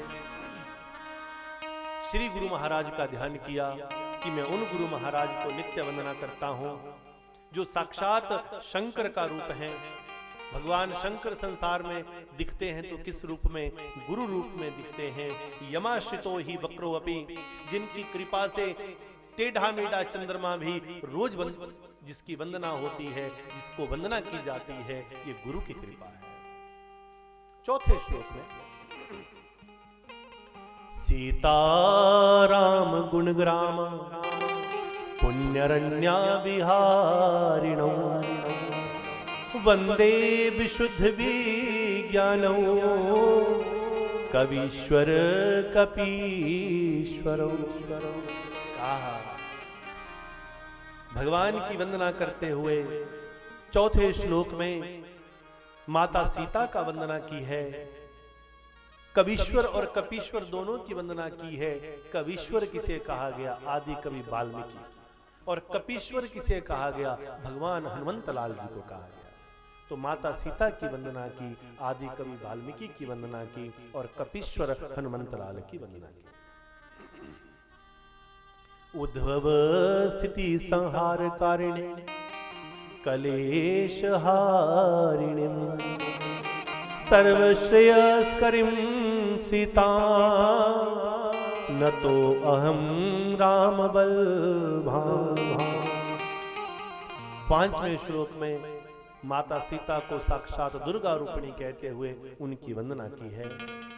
छठा श्लोक यन माया वशवर्ती विश्वम अखिलम ब्रह्मादिदेवासुरा यत् सत्वाद मृषैव भाति सकलम रज्जौ यथा हेर्भ्रमा पतपाद पल्लवम एकम एव हि भवाम्बोधे अस्थितिर्षावताम् वंदे अहम तम शेष कारण परम रामाख्याम ईशम हरिम। राम नामक उस तत्व का बारंबार वंदना की है कि जिनकी कृपा से ये पूरा संसार चलता है। पूरे के पूरे देवता और दैत्य भी जिनके नाम का गुणगान करते हैं, जिनके श्री चरणों की कृपा के बिना ये दुनिया चल नहीं सकती, उन श्री राम की वंदना की। और अब भगवान की इस कथा को आरंभ करते हुए सप्तम श्लोक में नाना पुराण निगम अगम सम्मतम यदा रामायणे निगदितं क्वचिद अन्यतो अपि स्वान्तः सुखाय तुलसी रघुनाथ गाथा भाषा निबंधम मति मंजुलम आतनोति। आहा, सप्तम श्लोक में तुलसी बाबा कहते हैं मैं तुलसी रामायण भगवान का वंदना करता हूँ, राम की स्तुति करता हूँ और मैं प्रार्थना करता हूँ कि हे प्रभु राम, मैंने आपके चरित्र को लिखने का दुस्साहस किया है। जाने अनजाने से अगर मैंने कोई अपराध कर दिया हो तो आप मुझे क्षमा कर देना, आप मुझे क्षमा कर देना। इस प्रकार गोस्वामी तुलसीदास ने 7 श्लोकों के द्वारा भगवान के अलग अलग रूपों की स्तुति की और अब कथा में प्रवेश होने लगा। तो आइए भगवान की इस कथा में प्रवेश करते हैं और एक तरफ से समझें तो प्रथम दिवस की जो भूमिका की कथा है वो विश्राम की तरफ जा रही है और श्री राम कथा आरंभ हो रही है।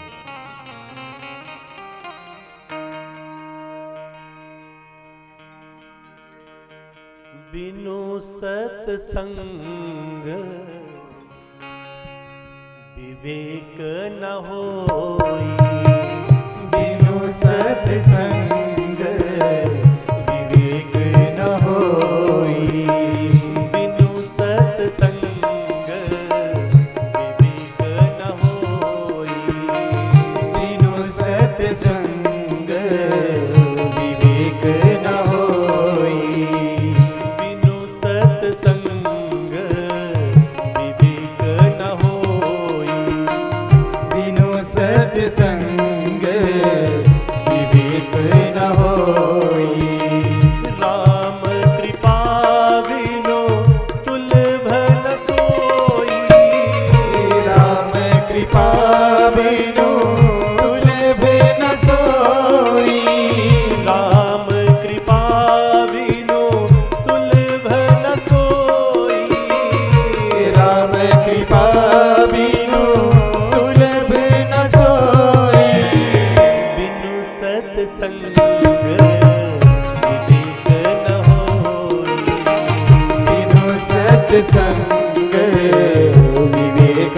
न होई, सत्संगत मुद मंगल मूला, सत्संगत मुद मंगल मूला, सत्संगत मुद मंगल मूला, सत्संगत मुद मंगल मूला, सोई फल सिद्धि साधन फूला, श्री राम जय राम जय जय राम, सोई फल सिद्धि साधन फूला, श्री राम जय राम जय जय राम, बिनु सत्संग विवेक न होई, बिनु सत्संग विवेक न होई, बिनु सत्संग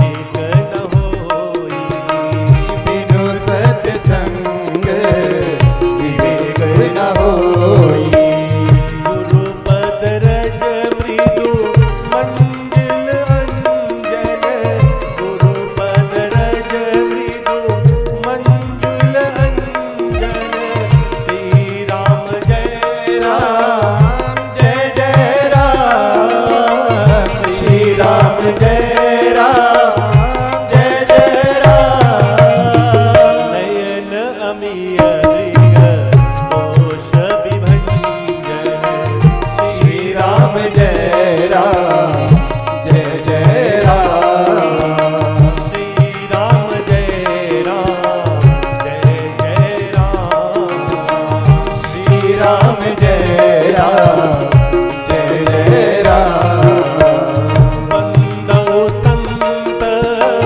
असजन चरणा, श्री राम जय राम जय जय राम, वंदौ संत असजन चरणा, श्री राम जय राम जय जय राम, दुख प्रद उभयो बीच कछु बरना, श्री राम जय राम जय जय राम, श्री राम जय राम जय जय राम, श्री राम जय राम जय जय राम, श्री राम जय राम जय जय राम। सभी को प्रणाम किया, संतों को प्रणाम किया। सज्जनों को प्रणाम किया, संत महात्माओं को प्रणाम किया, गुरुजनों को प्रणाम किया। और तो और आज तुलसी बाबा अंत में एक बड़ा सुंदर शब्द कह रहे हैं, बोला बंदऊ संत असज्जन चरणा। ध्यान से सुनिएगा गौतम जी, बंदऊ संत असज्जन चरण। राम कथा ही एक ऐसी कथा है जहां पर कथा के आरंभ होने पर संतों को तो प्रणाम करते ही हैं, सज्जनों को तो प्रणाम करते ही हैं, पर जो दुष्ट हैं उनको भी इस कथा के आरंभ में प्रणाम किया जाता है। गोस्वामी तुलसीदास जी लिख रहे हैं, दुख प्रद उभयु बीच कछु बरना। सच तो ये है कि संत हो, कहा अब मैं संत और असंत दोनों के चरणों की वंदना करता हूं, क्योंकि दोनों ही दुख देने वाले हैं, परंतु उनमें कुछ कुछ अंतर कहा गया है। वह अंतर यह है, एक संत और असंत। संत वो है जो हमारी जिंदगी में आते हैं और जब वो हमारे से बिछुड़ते हैं ना, जब वो हमारी जिंदगी से चलते हैं। देखिए भगवान राम आज आए हैं, 9 दिन तक संतों का आगमन होगा, संतों के मुखारबिंद से हम श्री वचन सुनेंगे, परंतु जब 9 दिन के बाद ये मेला विराम लेगा, संतों का जब विछुड़न होती है तो बहुत ज्यादा अतैव प्राणों को हरण लेते हैं। यहाँ गोस्वामी तुलसीदास कहते हैं, मैं संतों को भी प्रणाम करता हूं, दुष्टों को भी प्रणाम करता हूं, दोनों ही दुख देते हैं, अंतर केवल इतना है, संत तब दुख देते हैं जब विछुड़न होती है तो प्राणों को भी हरण ले लेते हैं, और दुष्ट वो है जो पल पल पल पल दुख देते हैं। इसलिए अगर जो शत्रु है, जो दुष्ट है, अगर वो हमें पल पल दुख नहीं देगा तो संतों का मिलन कभी होगा ही नहीं। इसलिए संतों को तो प्रणाम किया, पर असंतों को भी प्रणाम किया। तो इसलिए 9 दिन की इस कथा में अब हम सब आज की इस भूमिका की कथा को विश्राम दे रहे हैं, और आज की ही इस भूमिका की कथा से हमने संकल्प क्या लेना है? एक ही संकल्प,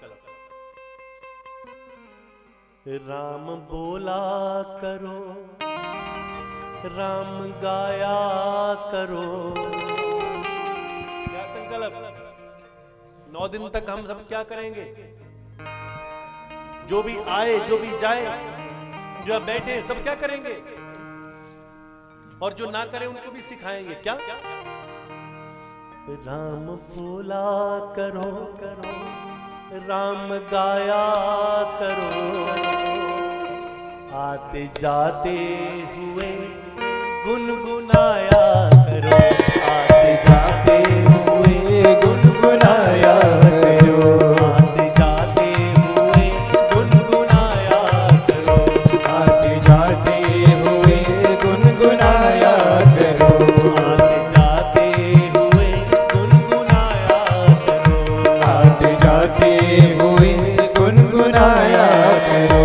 राम बोला करो, राम गाया करो, राम बोला करो, राम गाया करो, राम बोला करो, राम गाया करो, राम बोला करो, राम गाया करो, आते जाते हुए गुनगुनाया करो, आते जाते हुए गुनगुनाया करो।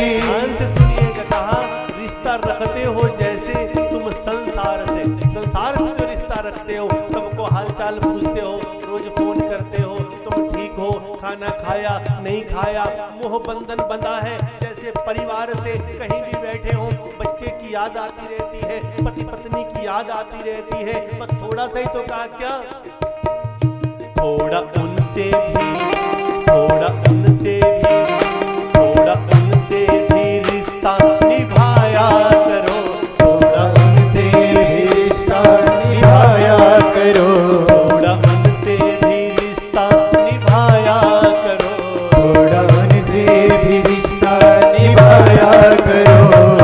जाते हुए गुनगुनाया करो, आते जाते हुए गुनगुनाया करो, जाते हुए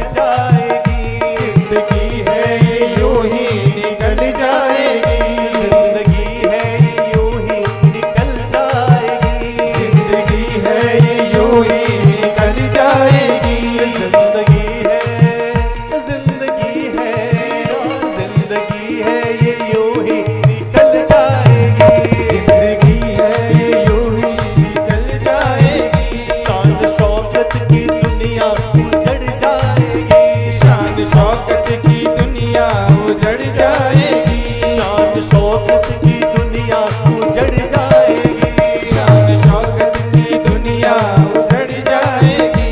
अपने मन से, अपने दिल से, अपने मन से तो उनको बुलाया करो, अपने मन से ही उनको बुलाया करो, अपने दिल से तो उनको बुलाया करो, अपने दिल से ही उनको बुलाया करो। राम बोला करो, राम गाया करो, राम बोला करो, राम गाया करो, राम बोला करो, राम गाया करो, राम बोला करो, राम गाया करो, राम बोला करो, राम गाया करो, राम बोला करो, राम गाया करो, राम बोला करो, राम गाया करो, राम बोला करो, राम गाया करो। आते जाते हुए गुनगुनाया करो, आते जाते हुए गुनगुनाया करो, आते जाते हुए गुनगुनाया करो, आते जाते हुए गुनगुनाया करो।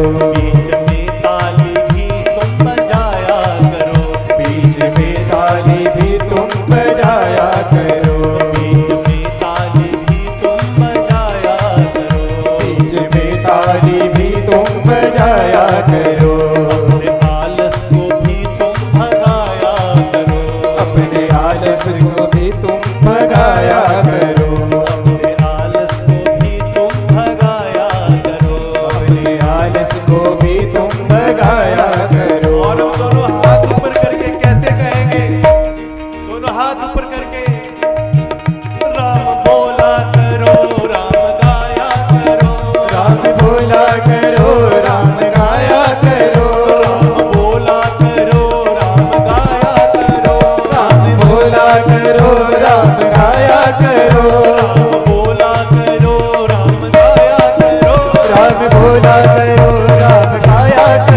राम बोला करो, राम गाया करो, राम बोला करो, राम गाया करो, राम बोला करो, राम गाया करो, राम बोला करो, राम गाया करो, राम बोला करो, राम गाया करो, राम बोला करो, राम गाया करो। आते जाते हुए गुनगुनाया करो, आते जाते हुए गुनगुनाया करो, आते जाते हुए गुनगुनाया करो, आते जाते हुए गुनगुनाया करो। राम बोला करो, राम बोला करो, राम बोला करो, राम बोला करो, राम बोला करो, राम बोला करो, राम बोला करो, राम बोला करो।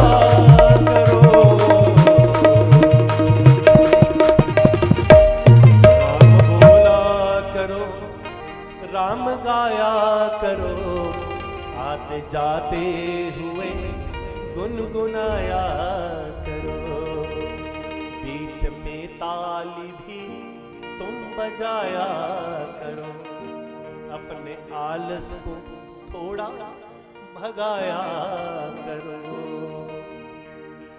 जय श्री राम, जय श्री राम, जय श्री राम, जय श्री राम। आप सभी को बहुत बहुत शुभकामनाएं। आज कथा का प्रथम दिवस, भगवान की सुंदर आगमन बेला, पुराण भगवान का दर्शन। आइए बड़े प्रेम और भाव के साथ कथा को यहीं पर विश्राम